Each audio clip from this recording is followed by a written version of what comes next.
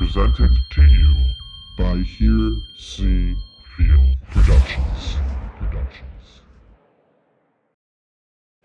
I want to show you guys how, just give you an example. So, if somebody asks Jeff a question, I'm just going to make something really simple up there, and hopefully, with a little luck, on Jeff's Humphreys show, I can give you a visual example of what I was talking about. So, somebody asks Jeff a question about his childhood or something. All right, Amos, don't mention the microphone here. If anyone wants to ask a question, the lovely Amy Eccles will be happy to put the microphone in your face.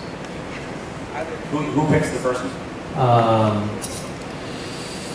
don't know. I usually pick. I don't know. All right, who wants to ask? There we go, the guy in the blue hat. And it's on. I like your shirt. Thank you. Where's that apron? I've been working out all year.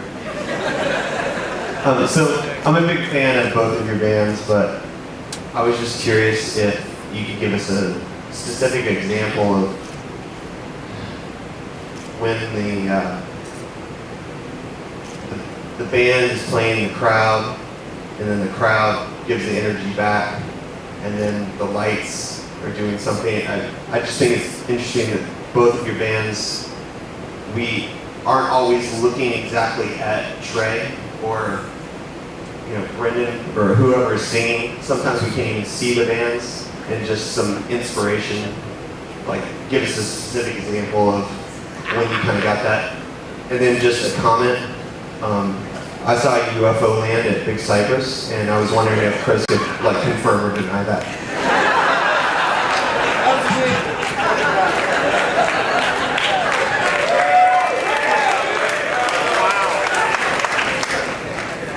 So, specifically, other than the UFO, you wanted to know about the crowd interaction? I'm trying to think of a good example specifically. One of the things that I sort of feel uncomfortable with is that, and I'm sure Chris has noticed this too, sometimes with the whole tension and release thing, inevitably there's strobing and then there's a release. And you may be in red and you're strobing and the band's building and you have to try to anticipate when they're going to release. Sometimes I'll screw up and I'll think they're going to release and they don't release, or vice versa. A premature release, is that what you're talking about? Yes, thank you. So I feel really uncomfortable when I screw up and the crowd reacts because it's sort of like Pavlovian. Did I blow that word? I was trying to use like a shrink word. Yeah, like Pavlov's dogs or whatever. Like, people are conditioned when the lights go white to put their hands up and cheer, and if I screw up and I mistime that, it's all just, a lot of it's luck. You just have to sort of guess. And the crowd cheers, I feel like I didn't earn that. I fucked it up and everyone's cheering and I sort of roll my eyes. So that's an example of when something goes wrong. But when everything goes right, there's no better feeling in the world other than a premature release. And as you guys have seen on the screens, you can probably get a decent shot of what's going on with Chris' hands. But this is actually interesting because Chris is on board and lighting a lot of bands he's maybe familiar with a little bit, maybe never seen before, but also using another board, here at that's programmed, another person's program. He's actually programming all this stuff right in front of you all. So it's kind of a neat thing, it's a neat experience, and it's for the LGs to have to do, but it's also challenges. What are some of the challenges when you get called up to a gig like this? I'm sorry I missed the question. I was paying attention. Chopper, can you kill these, whatever they are up there, just to be the 700s only?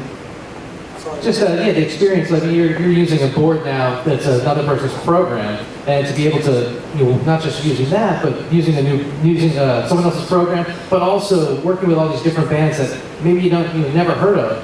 But, working at a festival, if you end up doing other bands that are performing, they have different hits and pauses and all this sort of stuff that you're not familiar with. How do you adjust to that? That's an interesting question in the sense that, thank you. Is that, you guys still singing and everything? Is that cool? Okay. Well, when you're in a festival situation, there's a lot of bands like this awesome cruise that we're on. They all have their own lighting people. Everybody does stuff differently, you know what I mean? With what I was saying before about the way I do it pretty uniquely compared to most people. The first time I ever programmed a light board that was for lots of people to use, lots of bands playing, I did it my way because I didn't know how to do it any other way. And all the lighting guys would come in and look at it and go, what is this? I can't, it doesn't work for me. So it took a lot of trial and error to be able to write light shows that everybody can use. You keep it very simple. Basically, simplicity is the key. So you make it, you change your colors here, you move your lights here, you put your patterns in here, you have sweeps here, and you lay it out very simply so that anybody comes in, it's not going to be their light show, but they're going to be able to accomplish what they want to accomplish.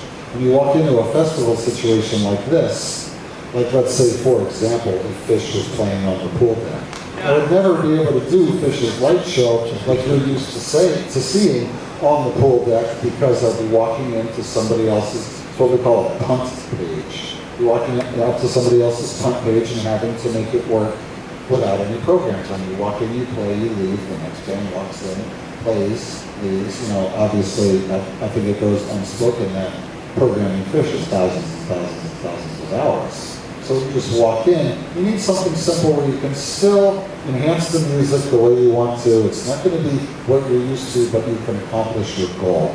So in that respect, simplicity is the key. You know, that took me a while to learn, because when I first got my first job hosting the festival in Lighting World, like I said, I set it up my way, and everybody was just really confused. It took me a while to be able to learn how to provide a generic setup that anybody could use. So speaking of simple, we'll do something that's simple in a minute. But let's take another question from the crowd here. Hi guys, I just want to talk about if there's a new song, like we'll give examples for Grease Puppet Strings and for Fish Steam. Does the lighting design change from the first time they play it to the second time to the third time? How much for those specific songs, as an example, does the lighting design change from one version to the next? It depends on the song. Sometimes if a song is pretty simple in structure, it's verse, chorus, guitar solo, bridge, chorus. I might do it differently every time. Again, I said it earlier, it might be whites and yellows for the chorus and reds for the guitar solo and blues at the little pretty section at the end. And it might vary. But if it's a song that has some quirks, Puppet String I think is sort of standard. I mean, it's a great song, but there's not a lot of odd time signatures or things that sort of would catch you off guard. Compared to something like Mantis, which is just, when I heard that song for the first time, I said, I have to learn every little nuance of the song in order to not look like an idiot, especially because I had just started working for the band. So it depends on the type of song. A song like Puppet String is probably different each time. Sometimes, or a song like Ocean Billy, the first time I ever heard it, I had a vision in my head. It was actually on Jam Cruise, and I still do the intro and the outro exactly the same. It was just, and Chris and I were talking about this earlier, sometimes when you hear a song, it just pops in your head. This is the only possible way to light this song correctly, from my point of view. So I think it varies. And to answer the question on my side, I have about 16 songs that are what we call cue stacked, where they're always the same every time because they're incredibly complicated songs and you could just never get it right. Ranging from Fluffhead, You Enjoy Myself, Punch You in the Eye. Try hitting all the changes to Punch You in the Eye on the fly, which I used to try to do. But a song like Steam and probably about 400 others in the catalog, they're never lit the same way, I guess. I mean, it's the same approach, the timing is the same, but it's kind of like Jeff was saying before about pages. With Fish, I don't have time to change pages in this board to find cues. It's all in front of me, all of it, so that I can just touch what I need to touch when I need to touch it. So it's really a matter of, for most Fish songs, it's a matter of feel. It's like, where am I going with this? I just kind of, it's different every time. Whereas the more complicated songs are structurally stacked because they just have to be in order to provide a nice product to the guys that are watching. Let's go ahead and take another question, and then maybe, Chris, I'll have you go on the board and do a little example. Go ahead. Hello. I do live video mixing alongside LGs and bands and stuff. And I find that not only when the video is synchronized with the music and moving with the music, but when the actual lighting effects are integrated into the live camera too, to my video, I tend to get the best result. Do you guys have any desire to do any of this stuff with especially the video mapping that you're doing nowadays? Desire, yes, but unfortunately or unfortunately, depending on how you look at it, with fish, I mean, obviously I do other things, but with fish specifically, we have what we like to call a very purist attitude, light only. There's no video in fish. I've tried many times to get video. I've tried to convince them that I promise I can make video not look like video at all. Just give me the chance. But they're very, very purist about light. They just want light only. And, you know, as much as I've wanted those things, personally, I have a true appreciation for that purist attitude of just light. So I'm probably not the right person to answer the question. Jeff?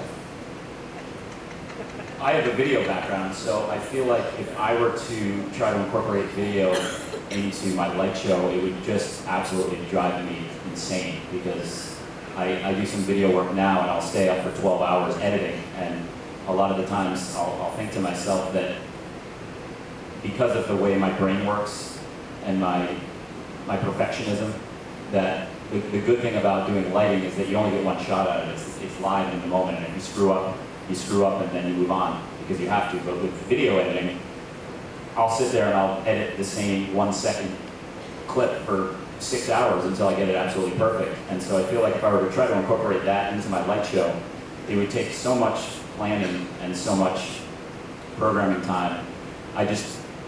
We're not at a level where I could go sit in a warehouse for several weeks, or, you know, it's really expensive to try to incorporate video, and I would want it to be absolutely perfect. It's not the kind of thing you can sort of do half-assed. So when I go into a venue that has video, I usually will choose to not use it, just because, again, I don't want to have to do anything that's not up to the level, but, you know, because the light show I'm running, I've been working on for 8 years. I just keep adding to it. And it's impossible to walk into a venue and scrap something together in like 2 hours. You know, so I would love to at some point in my career integrate video, but it would have to be really amazing. And I've seen some amazing shows with amazing video. People who do it right and integrate it right, like you're saying. It's like I was saying before about elegance. When it's done elegantly, it's always a matter of opinion. This is just my opinion. But when it's done elegantly, working with a light show, I mean, it's incredible. It can be the most beautiful thing ever. I'm sure you know, since you do that there are some people that it's just too in your face, and there are other people that you probably appreciate more where it's done in a very sort of well thought out, game plan sort of way. And usually those situations, to me, as somebody watching, I appreciate that kind of stuff a little more than your usual footage just pumping like crazy. When there's a game plan between lighting and video, obviously when those two folks are working together, or those two teams are working together, the products can be mind-blowing. I mean, you guys can make some amazing things happen, so I'm all for it. It's just in my world. Okay, we'll take another question, and let's keep the questions going for a little bit, because it seems like you guys have a lot of questions. Another thing your bands have in common is that you each are known for putting on outstanding New Year's Eve and Halloween shows. Would you guys agree with that? I was wondering if you could talk about some of the special things that go into your side of it, preparation and stuff, and maybe how you coordinated with the midnight stunts and some stories about that. That kind of Steve. Rehearsals, really. With Fish, we all brainstorm about these things, and we hire some really talented people from outside of our camp to help us put these things together. I don't know if anybody in this room was we just did Madison Square Garden New Year's Eve. And we had people flying around all over the place on these winches, and some were going up while some were going down, and it was all very, very choreographed. And just the amount of rehearsal time that went into that was staggering. I mean, we probably rehearsed for 50 hours if you added it all together. Very technical, very precise. You know, a lot of work goes into that kind of stuff. We pride ourselves on those music moments. You know, we really want them to be special for everybody. As a matter of fact, before we did this last one, Trey pulled me aside and said, look, this is going to be great. You need to make sure that every single person in this room sees it properly.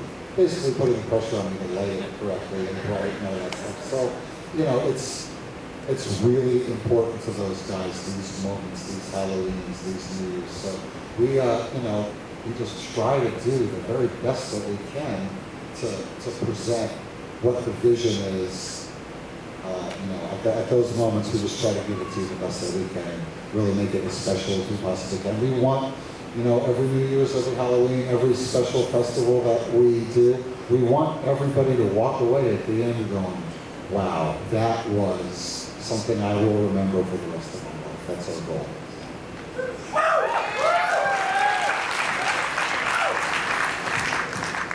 For me, you know, Humphreys is obviously at a much different level as far as venue size, so we play different venues night to night. So sometimes we're in a venue this size, sometimes we're in a little bar, sometimes we're in, you know, a 4,000 seat theater or whatever.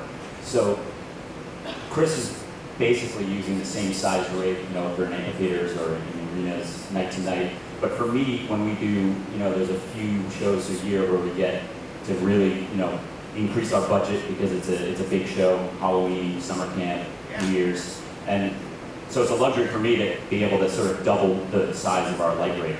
And it feels great because, I mean, the more lights you have, the more grand your vision is. You know, I mean, it's not any harder. I mean, the programming takes longer, but you're still hitting the same buttons that, you know, I was hitting in my bedroom 10 years ago, and just more lights are moving. So for me, it's great to see my vision sort of, you know, amplified like that. And then as far as preparing, Humphreys has this tradition of doing mashups on Halloween, and it's really challenging.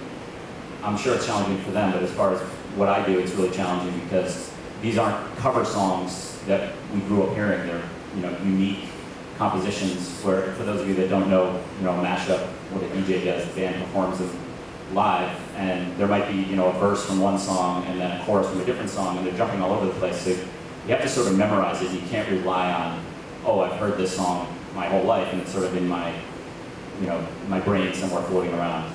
So for me, that's challenging, and I've tried to come up with literal translations, taking one half of the light rate and making it one color, one style, and the other half completely different.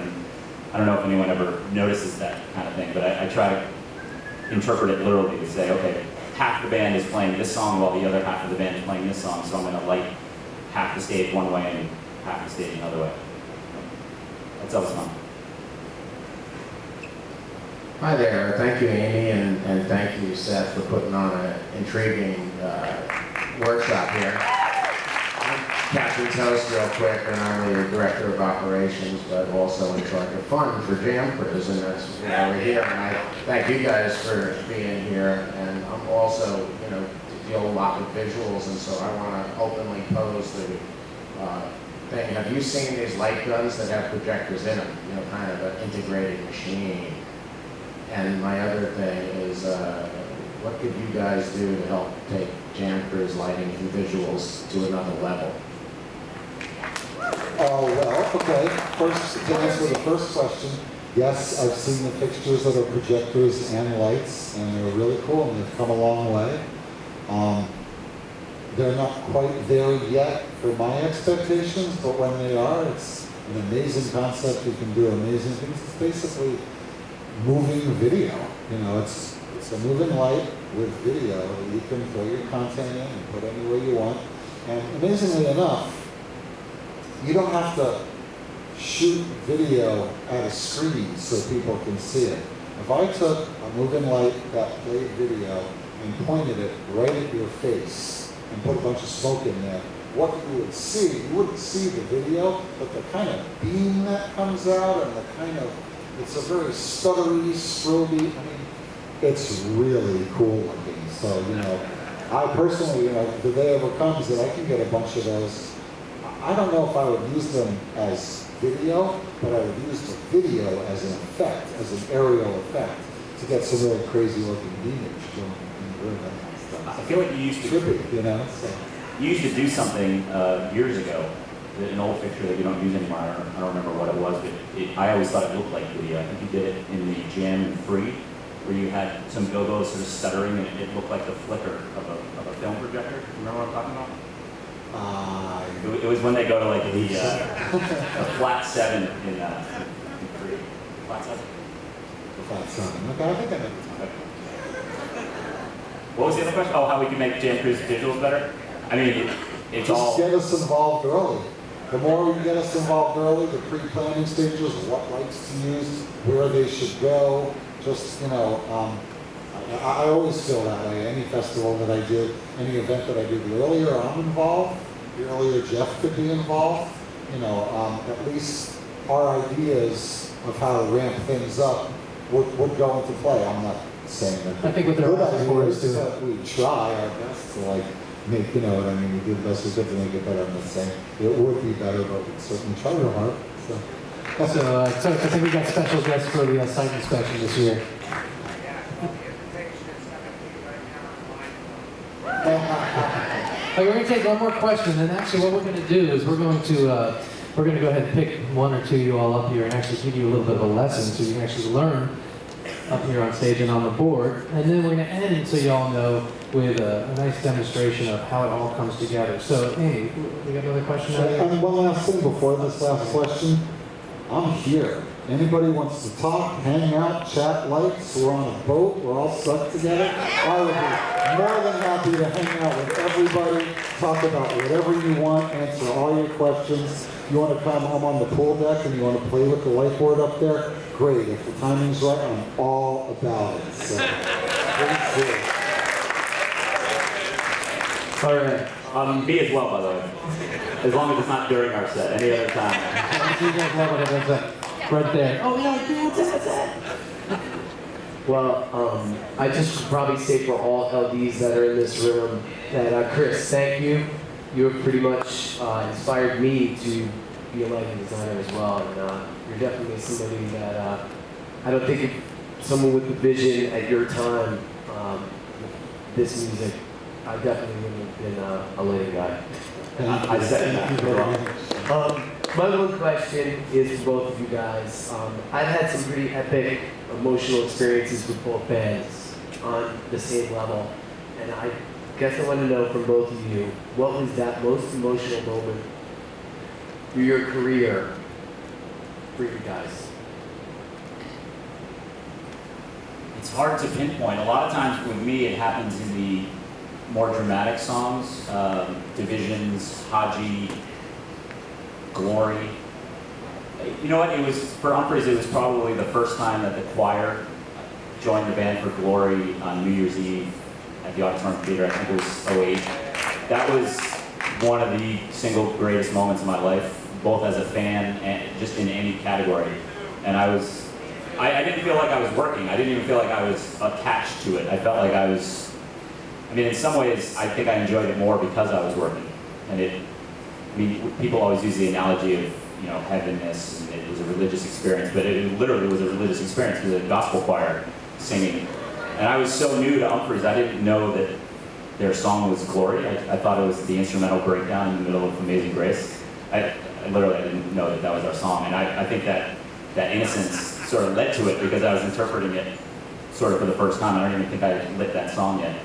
But luckily it's in 4/4 and it's really, you know, simple. It's more about the power of the emotion. And I think that for me personally, like all the you know, big rock and roll moments with the strobing and all that, that's, to me, I'm concentrating on finding the one and making sure I release it. With a more emotive song, there's no mystery. I know exactly where the band's going most of the time, and it's more just about the power of that big moment. And I had tears in my eyes, and even when I watch the video now, it moves me. I've had tears in my eyes a lot like Fish as well. It's a good point. For me, it was, I'm a big New York sports fan, and a lot of people know that about me. But the first time we ever played Madison Square Garden was a big, huge emotional moment for me. I believe it was 1994, something like that. And, you know, I don't really get nervous when I do my job. It just never happened, but I was really nervous that, and it's something about being in Madison Square Garden, world's most famous arena, yada, yada, all that stuff. So, I don't know I don't know how the stars aligned that night, so to speak, but I just had, you know, that night, everything was perfect. I didn't miss a hit, a change, everything was just right on the money. And I literally walked away from the light board that night, just like you described. Tears in my eyes, just so relieved. I put all this pressure on myself, so relieved and so happy for what I had done, but really, I was relieved and happy for my 4 best friends playing the music that they had the night that they had in Madison Square Garden for the first time. It was just it almost felt like a family moment, you know what I mean? And that was it for me, as far as that question goes. So we're a little tight on time, so let's go ahead and does anyone want to learn how to use a board? Yeah, okay, how about... That bird, are you up there? Can we play that Fish clip?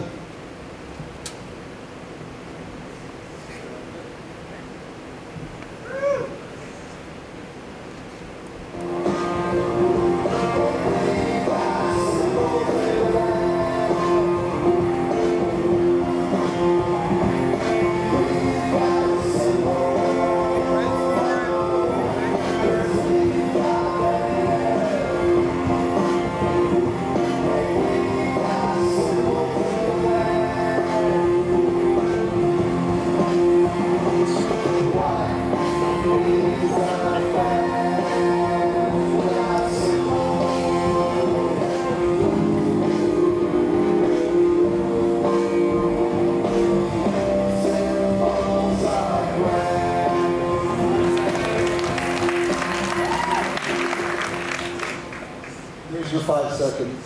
I just want to show you guys that. That's literally how I run 90% of Fish. Hit the button 5 seconds, watch it play, it lands on 1. I don't know how I really do it, but it works. Do you have a 10-second? Works. Do you have to do variable times? I've done that in the past. Yeah, it's the same concept. 5, 5, 5. Yeah.